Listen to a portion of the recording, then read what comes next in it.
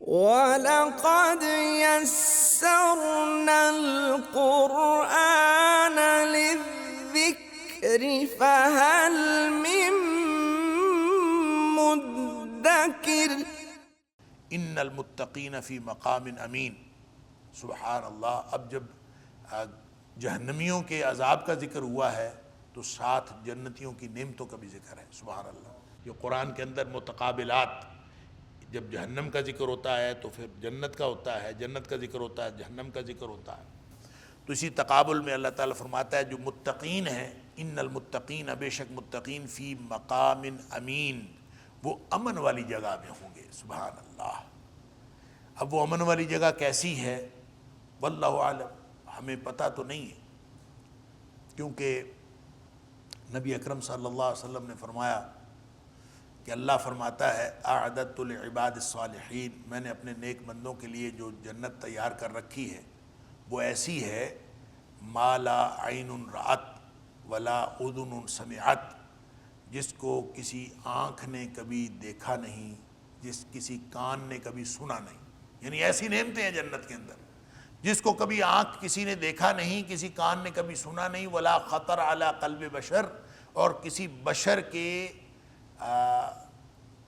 دل پر کبھی خیال بھی نہیں گزرا، ایسی نعمتیں ہیں۔ اللہ اکبر۔ تو اس طرح کی نعمتوں والی جنت ہے، لیکن اس کا ذکر کیا گیا ہے امن والی جگہ۔ ہم ایک تصور کر سکتے ہیں کہ امن والی جگہ کیسی ہوتی ہے، کہ جہاں پہ کوئی پریشانی نہ ہو، وہ امن والی جگہ ہوتی ہے۔ اس لیے قیام امین فرما دیا، مقام امین، امن والی جگہ ہے۔ ایک حدیث کے اندر آتا ہے، حضرت ابو سعید خدری رضی اللہ تعالیٰ عنہ بھی راوی ہیں اس کے، حضرت ابو ہریرہ رضی اللہ تعالیٰ عنہ بھی راوی ہیں کہ نبی پاک صلی اللہ علیہ وسلم نے فرمایا جب جنتی جنت میں چلے جائیں گے نا، ینادی منادن، وہاں ایک منادی کرنے والا فرشتہ منادی کرے گا، ان لکم ان تصحوا ولا تسقموا، آج کے بعد تمہارے لیے جو نعمتیں ہیں ان میں سے ایک نعمت یہ ہے کہ تم ہمیشہ صحت مند رہو گے، کبھی بیمار نہیں ہوگے۔ ان تصحوا ولا تسقموا، ہمیشہ تم صحت مند رہو گے، کبھی تم بیمار نہیں ہوگے، فلا تسقموا ابدا، ہمیشہ ہمیشہ تک کبھی تم بیمار نہیں ہوگے۔ وَإِنَّ لَكُمْ، اور تمہارے لیے یہ بھی نعمت ہے، ان تحیوا فلا تموتوا ابدا، کہ تم ہمیشہ جنت کے اندر زندہ رہو گے، کبھی فوت نہیں ہوگے۔ اللہ اکبر۔ وَإِنَّ لَكُمْ، اور تمہارے لیے یہ نعمتوں میں سے بھی ایک نعمت ہوگی، ان تشبوا فلا تحرموا، کہ تم ہمیشہ جوان رہو گے، کبھی تم بوڑھے نہیں ہوگے۔ سبحان اللہ۔ ولا فلا تحرموا ابدا، ہمیشہ کبھی تم بوڑھے نہیں ہوگے۔ وَإِنَّ لَكُمْ، اور تمہارے لیے یہ بھی نعمتوں میں سے ایک نعمت ہے، ان تنعموا فلا تبعثوا ابدا، کہ تم ہمیشہ خوشحال رہو گے، کبھی خستہ حال نہیں ہوگے، ہمیشہ ہمیشہ تک۔ اللہ، یہ ہے امن والی جگہ۔ اللہ تعالی ہم سب کو عطا فرمائے۔ ان المتقین فی مقام امین، بے شک جو متقین ہیں وہ امن والی جگہ میں ہوں گے، فی جنات وعیون، کون سی امن والی جگہ؟ باغات میں اور چشموں میں ہوں گے۔ اب یہ باغ اور چشمہ بھی ونس اگین ہمارے ادراک کی آخری حد ہے۔ کسی چیز کو انسان کسی چیز کو انجوائمنٹ کہتا ہے نا، انسان کسی ماحول کو اپنی مرضی کا ماحول کہتا ہے نا، تو سب سے زیادہ جو اس کے دماغ میں خیال آتا ہے نا، تو وہاں پہ گراسی پلاٹ بنا لے گا، چشمہ بنا لے گا۔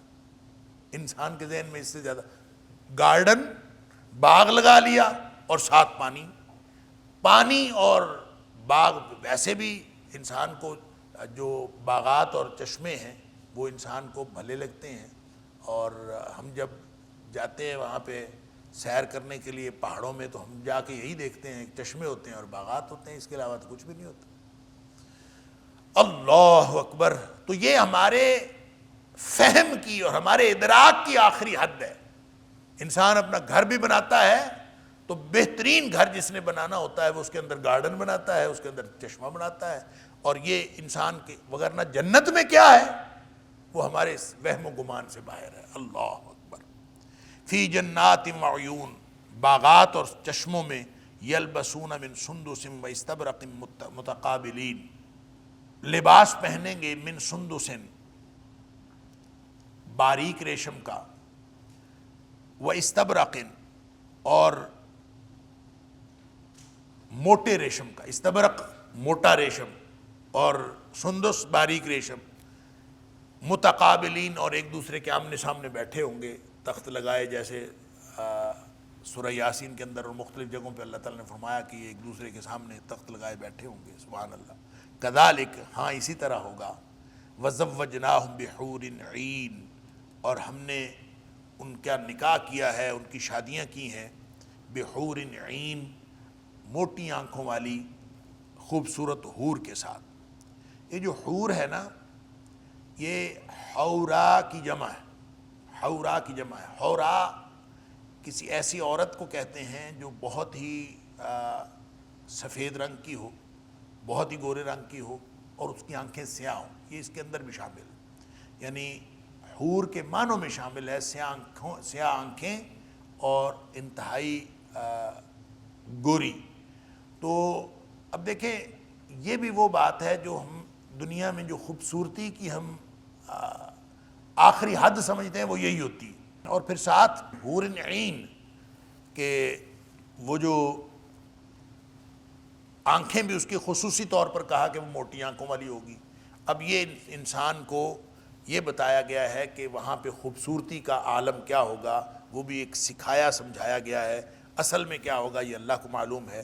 یدعون فیہا بکل فاکہۃ آمنین، وہ وہاں پہ منگوائیں گے یا پکاریں گے، فیہا اس میں، بکل فاکہۃ آمنین، ہر طرح کے پھل منگوائیں گے، یعنی کہہ کے آرڈر دے رہے ہوں گے فلاں پھل آ جائے، فلاں پھل آ جائے، سبحان اللہ۔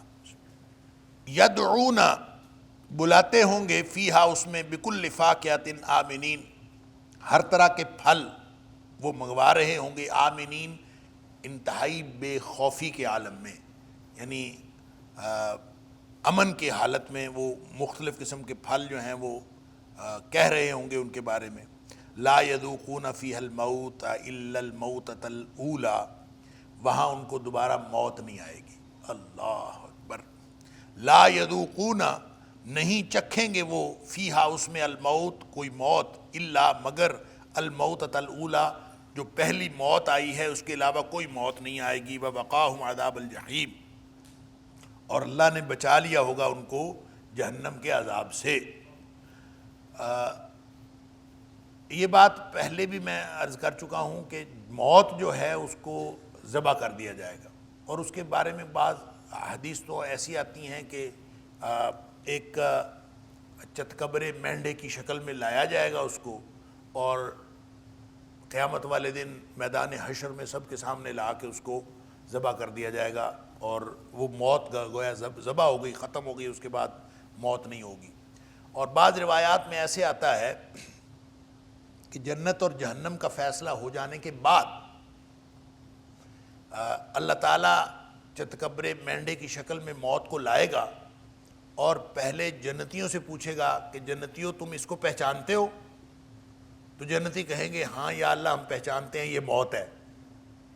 اور پھر جہنمیوں سے پوچھے گا، جہنمیوں تم اس کو پہچانتے ہو؟ تو جہنمی بھی کہیں گے ہاں یا اللہ ہم اس کو پہچانتے ہیں، یہ موت ہے۔ تو گویا جنتی بھی دیکھ رہے ہوں گے، جہنمی بھی دیکھ رہے ہوں گے، اور پھر ان کے سامنے اس کو ذبح کر دیا جائے گا، اور گویا ان کو پتہ چل جائے گا ابھی آج کے بعد ہماری موت کوئی نہیں ہے۔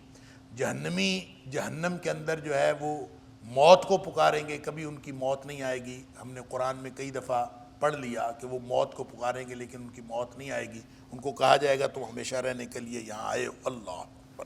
ووقاہم عذاب الجحیم، اور ان کو اللہ تعالیٰ نے جہنم کے عذاب سے بچا لیا ہوگا۔ فضلا من ربک، یہ سارا کچھ تیرے رب کے فضل سے ہوا ہوگا، سبحان اللہ۔ ذالک هو الفوز العظیم، یہی ہے وہ جو بڑی کامیابی ہے، یہی وہ بڑی کامیابی ہے۔ اللہ، دیکھیں یہ جو فضل ہے، میں نے پہلے بھی کئی دفعہ عرض کیا، فضل کا مطلب ہوتا ہے کچھ ایڈیشنل چیز، زائد چیز۔ فضل کا مطلب ہوتا ہے زائد چیز۔ فضلا من ربک، یہ تیرے رب کی طرف سے فضل ہے۔ گویا انسان جو ہے وہ اپنے اعمال کی وجہ سے جنت میں نہیں جا سکتا، یہ تو اللہ فضل کر دے تو جنت میں جا سکتا ہے۔ اور وہی حدیث جو میں نے پہلے آیت نمبر 42 کی وضاحت میں عرض کی کہ نبی کریم صلی اللہ علیہ وآلہ وسلم نے فرمایا کہ اللہ تعالیٰ جو ہے وہ کسی شخص کا کوئی عمل اس کو جنت میں نہیں لے جا سکتا.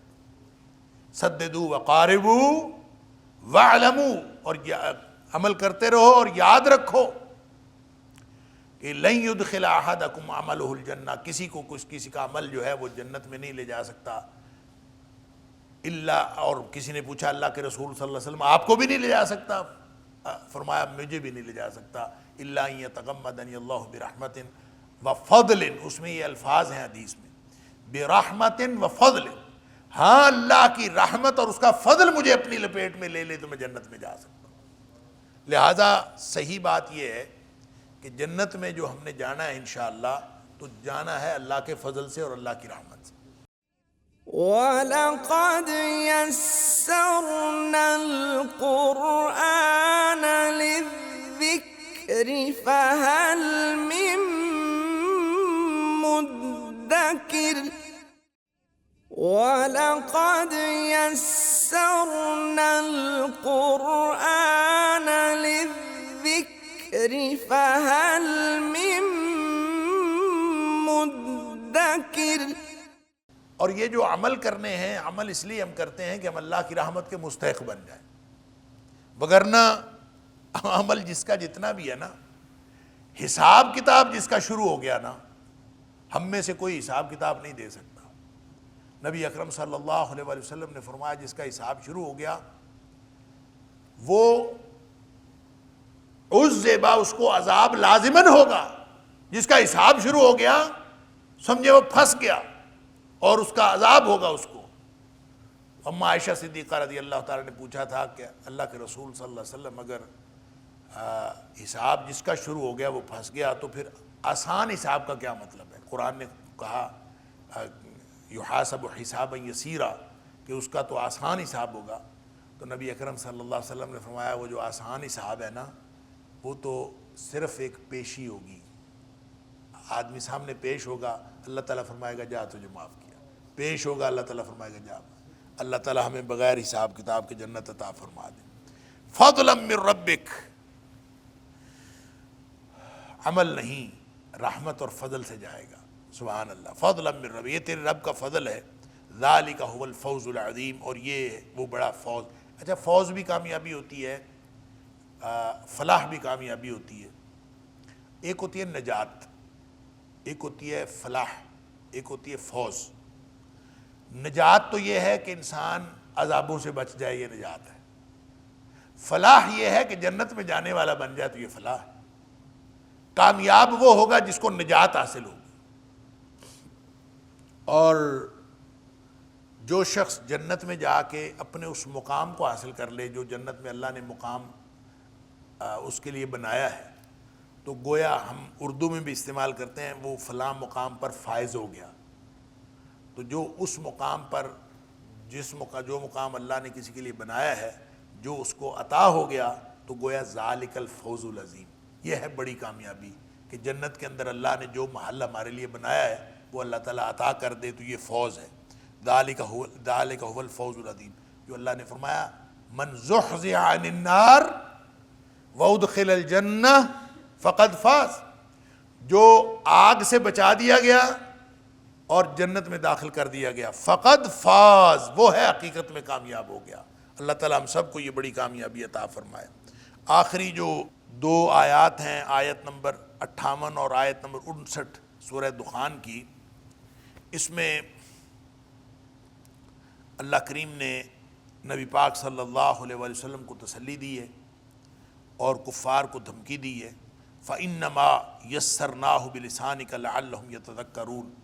اے حبیب صلی اللہ علیہ وسلم، ہم نے اس قرآن کو آپ کی زبان پہ آسان بنایا ہے، آپ کی زبان کے ساتھ ہم نے آسان بنایا ہے. لَعَلَّهُمْ يَتَذَكَّرُونَ، تاکہ لوگ نصیحت پکڑیں. یعنی نبی کریم صلی اللہ علیہ وسلم کی زبان کون سی تھی؟ عربی زبان تھی. تو اس کو عربی زبان میں اس لیے بنایا ہے کہ کیونکہ یہ آسان ہے، عربی میں ہونے کی وجہ سے یہ آسان ہے. اور عربی کے اندر یہ خصوصیت ہے کہ پوری دنیا کی جتنی اقوام ہیں وہ اگر ایک دوسرے کی زبان سیکھنا چاہیں اور ایک دوسرے کی زبان سیکھنا شروع کر دیں تو سب سے زیادہ آسانی سے جو زبان سیکھی جا سکتی ہے وہ عربی ہے. لہٰذا اللہ فرماتا ہے فَإِنَّمَا يَسَّرْنَاهُ بِلِسَانِكَ، اے حبیب صلی اللہ علیہ وسلم ہم نے اس کو آسان بنایا ہے آپ کی زبان پر. گویا عربی زبان پر یہ آسان ہے. کوئی شخص بھی اگر عربی زبان سیکھنا چاہے تو جتنی بھی اس کو کوشش اور محنت لگ سکتی ہے، کوئی ایک زبان، کوئی انگریزی سیکھے، کوئی فرانسیسی سیکھے، کوئی عبرانی سیکھے، کوئی انگریزی بولنے والا اردو سیکھے، کوئی پنجابی سیکھے، یعنی کوئی اگر نیٹو نان نیٹو جب دوسری زبان سیکھتا ہے تو سب سے زیادہ جو آسان زبان ہوگی وہ عربی زبان ہوگی. فَإِنَّمَا يَسَّرْنَاهُ بِلِسَانِكَ، اے حبیب صلی اللہ علیہ وسلم ہم نے آپ کی زبان پر اس کو آسان بنایا ہے. لہٰذا قرآن جو کوئی سیکھنا چاہے، اس لیے اللہ نے اس کو عربی میں بنایا ہے کہ یہ عربی میں یہ سب سے زیادہ آسان ہے. اور اللہ تعالیٰ کا یہ فرمان کہ فَإِنَّمَا يَسَّرْنَاهُ بِلِسَانِكَ، ہم نے آپ کی زبان پر اس کو آسان بنایا ہے. لَعَلَّهُمْ يَتَذَكَّرُونَ، تاکہ وہ نصیحت پکڑیں. اس کا مطلب ہے دنیا کے اس تمام خطوں سے، تمام لوگوں میں سے جو کوئی بھی قرآن سے نصیحت پکڑنا چاہے اس کے لیے قرآن سیکھنا بھی آسان ہے اور قرآن سے نصیحت پکڑنا بھی آسان ہے. وَلَقَدْ يَسَّرْنَا الْقُرْآنَ لِلذِّكْرِ فَهَلْ مِن مُدَّكِرٍ، کہ ہم نے قرآن کو نصیحت کے لیے آسان بنایا ہے، کوئی ہے اس سے نصیحت پکڑنے والا. فَارْتَقِبْ، اے حبیب صلی اللہ علیہ وسلم آپ انتظار فرمائیے. اِنَّهُمْ مُرْتَقِبُونَ، بے شک وہ بھی انتظار کرنے والے ہیں.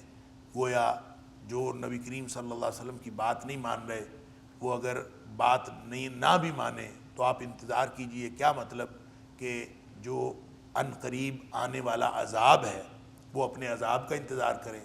تو ہم انتظار کرتے ہیں کہ اللہ تعالیٰ کے انعامات کا، کہ ہمیں اللہ تعالیٰ انعامات عطا فرمائے گا اور ان لوگوں کو عذاب عطا فرمائے گا. فَارْتَقِبْ إِنَّهُمْ مُرْتَقِبُونَ، بس آپ انتظار کیجئے، بس بے شک وہ بھی انتظار کرنے والے.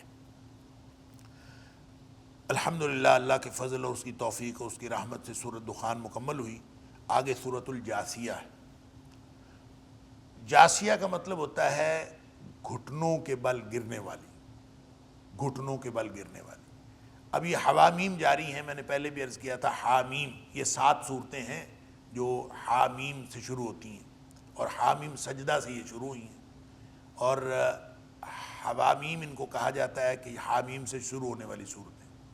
تو بعض نے کہا ہے کہ یہ 7 صورتوں میں جہنم کا تذکرہ ہے اور ڈراوا ہے، تنبیہ ہے.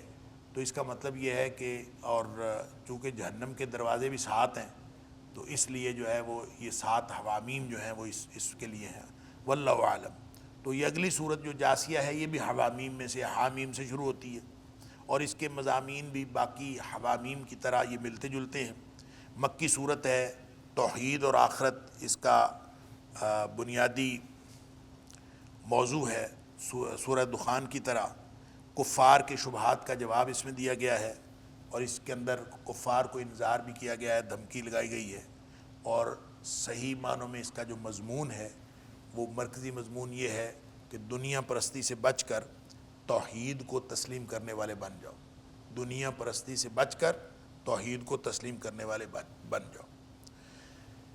آغاز اس صورت کا دلائل توحید سے ہوتا ہے. آیت نمبر 1 سے لے کر آیت نمبر 6 تک توحید و آخرت کے دلائل ہیں اور آیت نمبر 7 سے لے کر آیت نمبر 11 تک. اچھا، اس میں اس صورت میں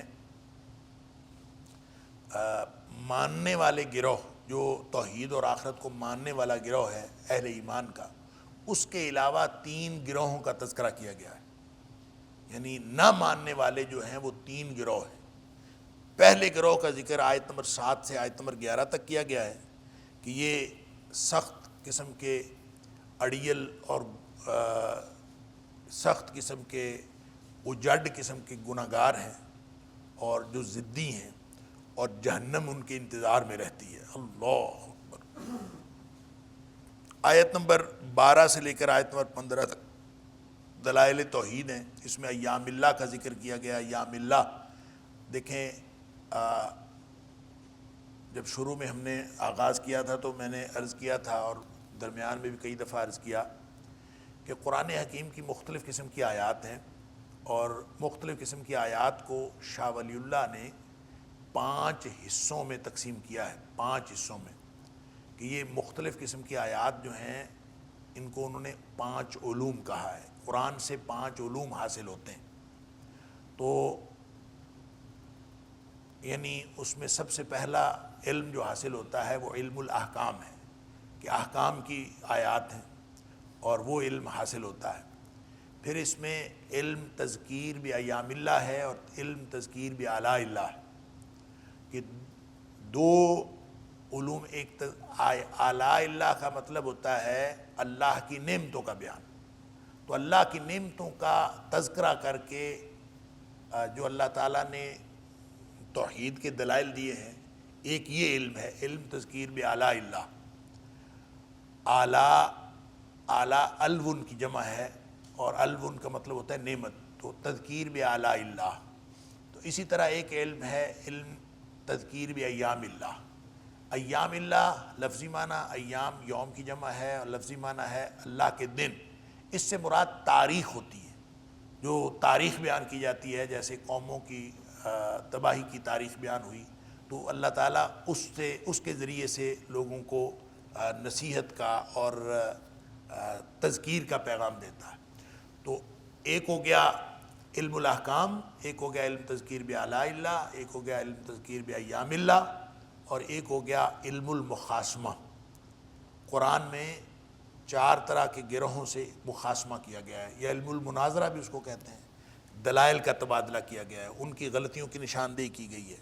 اس میں یہود ہیں، اس میں نصارہ ہیں، اس میں منافقین ہیں، اس میں مشرکین ہیں۔ یہ 4 قسم کے گروہوں سے اللہ کریم نے مخاصمہ اور مناظرہ کیا۔ اور 5واں جو علم ہے، یا 5ویں جو چیز ہے، وہ علم ہے علم تذکیر بموت، کہ موت اور موت کے بعد کے جو حالات ہیں ان کا ذکر کر کے اللہ تعالیٰ نصیحت فرماتا ہے۔ تو یہ 5 قسم کے علوم ہیں۔ تو یہاں آیت نمبر 12 سے 15 تک جو حصہ ہے، اس میں دلائل توحید ہیں، لیکن وہ ایام اللہ ہے، یعنی اللہ کریم نے وہاں یہ باقاعدہ لفظ آیا ہے ایام اللہ کا۔ تو یہ جب ہم وہاں پہنچیں گے تو پھر انشاءاللہ اس کو بھی دیکھیں گے۔ وَلَقَدْ يَسَّرْنَا الْقُرْآنَ لِلذِّكْرِ فَهَلْ مِن مُّدَّكِرٍ وَلَقَدْ يَسَّرْنَا الْقُرْآنَ لِلذِّكْرِ فَهَلْ مِن مُّدَّكِرٍ۔ آیت نمبر 14 سے لے کر آیت نمبر 19 تک دوسرے گروہ کا ذکر ہے، جو میں نے عرض کیا 3 گروہوں کا ذکر ہے، تو یہاں دوسرے گروہ کا ذکر ہے۔ یہ دوسرا گروہ اہل کتاب کا ہے۔ یہ ان کے بارے میں قرآن نے کہا کہ ضد اور حسد کی وجہ سے نبی کریم صلی اللہ علیہ وسلم کی مخالفت کر رہے ہیں، اور فرمایا یہ بڑے ظالم لوگ ہیں، اور کیونکہ یہ ضد اور حسد کی وجہ سے جانتے بوجھتے ہوئے نبی کریم صلی اللہ علیہ وسلم کی مخالفت کر رہے ہیں۔ آیت نمبر 20 سے 22 تک نبی پاک صلی اللہ علیہ وآلہ وسلم پر نازل ہونے والی شریعت کی حقانیت بیان کی گئی ہے، یعنی شریعت محمدی کی حقانیت ہے۔ آیت نمبر 23 سے 25 تک یہ تیسرے گروہ کا ذکر ہے۔ آیت نمبر 23 سے 25 تک تیسرے گروہ کا ذکر ہے۔ یہ تیسرا گروہ ہے نہ ماننے والا، یہ دہریے ہیں، دہریے یعنی جو زمانے کو کہتے ہیں بس زمانہ ہی ہمیں جلاتا اور مارتا ہے، اور قرآن کہتا ہے کہ یہ نفس کے پجاری ہیں۔ یہ اصل میں یہ نہیں ہے کہ کسی چیز کو نہیں مانتے، یہ اپنے نفس کو مانتے ہیں، اپنے نفس کے پوجا کرنے والے ہیں۔ پھر آگے آیت نمبر 26 سے 35 تک مجرمین کا انجام بتایا گیا ہے، اللہ تعالیٰ معاف فرمائے۔ اور آخری جو 2 آیات ہیں، آیت نمبر 36 اور 37، اس میں صفات الہیہ کا ذکر ہے، اور اللہ تعالیٰ کی حمد اور کبریائی بیان ہوئی ہے۔ شروع کرتے ہیں، بسم اللہ الرحمن الرحیم۔ حامیم، یہ حروف مقطعات میں سے ہے، اس کا معنی اللہ ہی جانتا ہے، اور اس کے اوپر حروف مقطعات کیا ہوتے ہیں کیا نہیں ہوتے، سورہ بقرہ کی ابتدا میں ہم نے اس کے اوپر گفتگو کی تھی۔ تنزیل الکتاب من اللہ العزیز الحکیم، نازل کرنا ہے کتاب کا من اللہ، اللہ کی طرف سے، العزیز الحکیم، جو بڑا غلبے والا اور حکمتوں والا ہے۔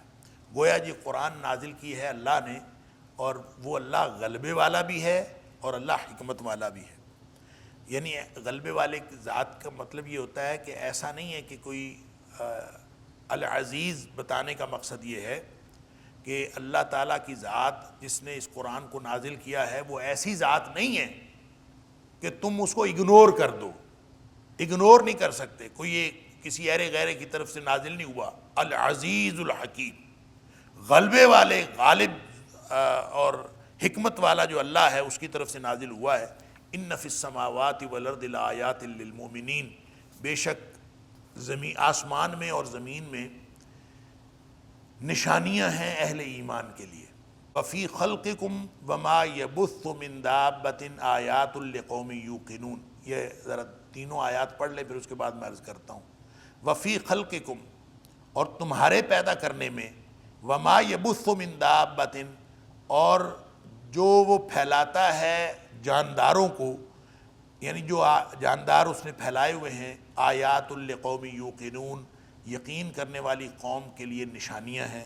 یعنی تمہاری تخلیق میں بھی اور جو جاندار پھیلے ہوئے ہیں، وما یبث، اور جو وہ پھیلاتا ہے من دابۃ جانداروں کو، زمین میں گویا ارد گرد پھیلے ہوئے جتنے بھی جاندار ہیں ان میں بھی یقین کرنے والی قوم کے لیے نشانیاں ہیں۔ واختلاف اللیل والنہار، اور زمین اور رات اور دن کے آنے جانے میں، وما انزل اللہ من السماء من رزق، اور جو کچھ اللہ نے نازل کیا ہے آسمان سے رزق، فاحیا بہ الارض بعد موتها، پس اس کے ذریعے زندہ کیا اللہ نے مردہ زمین کو، فاحیا بہ الارض، پس زندہ کیا اس کے ساتھ زمین کو، بعد موتها، اس کی موت کے بعد، اس کی مردگی کے بعد، وتصریف الریاح، اور ہواؤں کے آنے جانے میں، ہواؤں کے پھرنے میں، آیات لقوم یعقلون، نشانیاں ہیں عقل کرنے والی قوم میں، عقل والی قوم کے لیے۔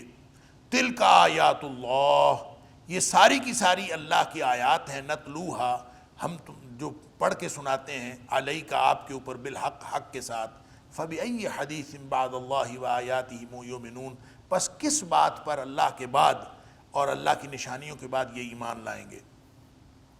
اچھا جی، یہ اس میں یہ جو ساری آیات میں نے آپ کے سامنے پڑھی ہیں، آیت نمبر 3 سے لے کر آیت نمبر 6 تک، اس میں بار بار ذکر ہے آیات کا، نشانیوں کا، کہ زمین و آسمان میں لآیات للمؤمنین، اہل ایمان کے لیے آیات ہیں، نشانیاں ہیں، اور جو تمہاری اپنی پیدائش ہے اور جو ارد گرد پھیلے ہوئے جاندار ہیں اس میں نشانیاں ہیں یقین کرنے والی قوم کے لیے۔